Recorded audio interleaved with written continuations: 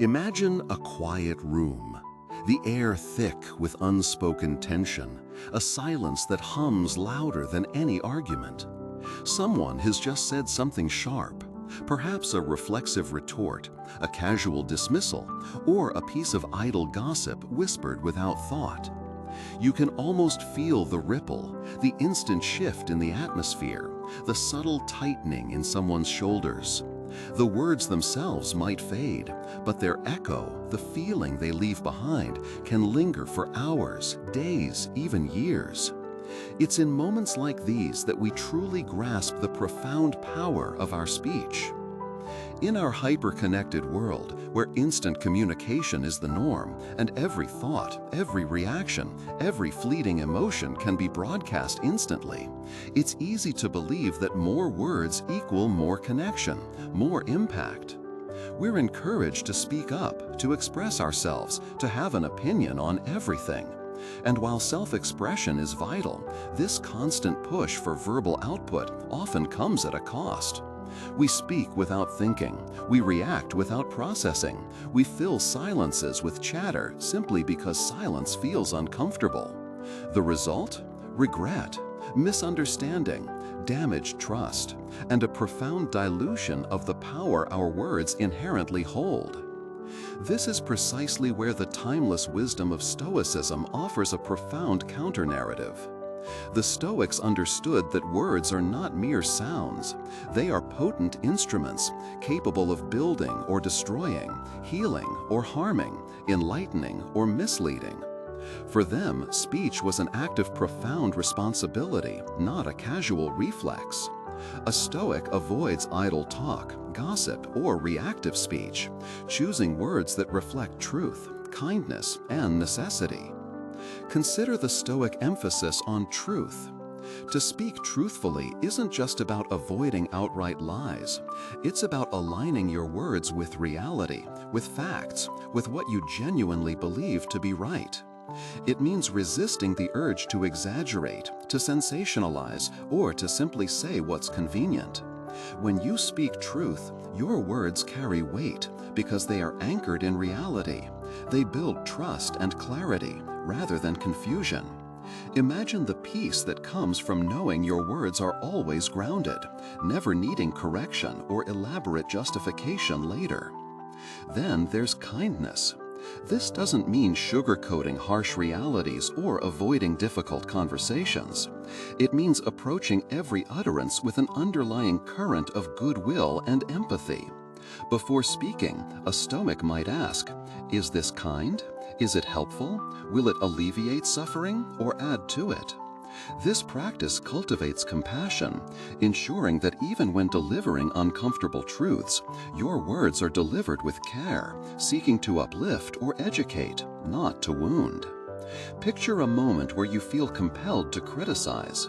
The unstoic approach might be a blunt, reactive attack. The Stoic approach, however, would involve a pause, a reflection. How can I convey this truth, if it is necessary, with a tone that preserves dignity and fosters understanding? This restraint isn't silence, it's strategic compassion, born from a recognition of our shared humanity. And finally, necessity. This is perhaps the most challenging aspect for many of us. We are often driven to speak out of habit, out of a desire to fill a void, or out of a need to assert ourselves. But a Stoic asks, is this necessary? Does my speech serve a purpose?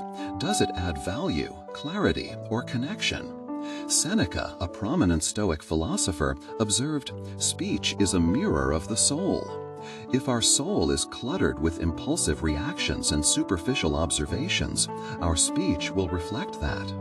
By practicing restraint, by only speaking when necessary, we filter out the noise, allowing our essential thoughts and intentions to shine through.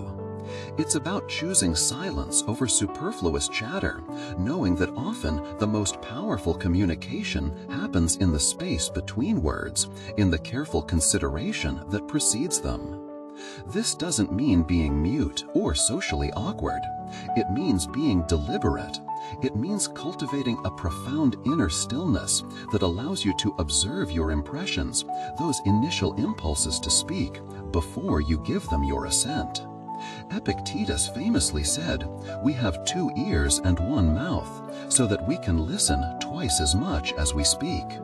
This isn't just a quaint saying, it's a profound directive for cultivating wisdom. It encourages deep listening, thoughtful processing, and then, and only then, the judicious use of speech. Embracing this Stoic practice of verbal restraint isn't about self-censorship in a negative sense. It's about self-mastery. It's about understanding that every word you utter carries a vibrational energy, a consequence. When you choose truth, kindness, and necessity, your words become more potent, more impactful. You become a person whose speech is sought after, trusted, and valued, not someone whose words are merely part of the background noise. Your relationships deepen because your communication is authentic and considered. Your inner peace expands because you are no longer a slave to every passing thought or emotion that demands expression. So, as you move through your day, take a moment. Before you respond to that email, before you join that conversation, before you post that comment online, pause. Ask yourself, is this true? Is it kind? Is it necessary? You might find that the answer is often found in the quiet space just before you speak, in the conscious choice to master your words rather than be mastered by them. What has been your experience with the power of words or the wisdom of restraint? Share your thoughts in the comments below. If this reflection resonated with you, consider subscribing for more insights into living a thoughtful, purposeful life. Until next time, may your words be a source of strength, clarity, and peace.